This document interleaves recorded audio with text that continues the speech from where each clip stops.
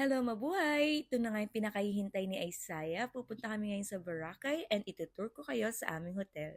Hi, I'm Mommy Chilin, a mother of two. Join us in experiencing the joy and love of our happy family life. Welcome to our world! Dito nga pala kami mag-stay sa Mandarin Nest ng 4 days and 3 nights. Pag-akyat nga namin, sila yung welcome sa'yo.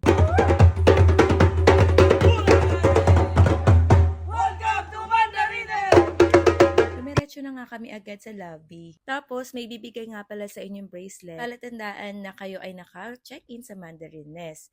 Meron nga rin pala silang ibibigay sa inyo na cold towel. Ayan, pinunas ko siya agad day. And this is it!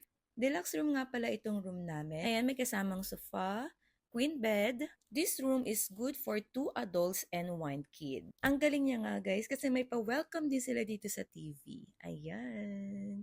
Welcome to Mandarin Nest Boracay. At syempre, hindi rin mawawala yung pa-welcome treats nila dito na sobrang nagustuhan talaga ng anak ko. Since may baby nga kaming kasama, nag-request nga pala ako ng crib.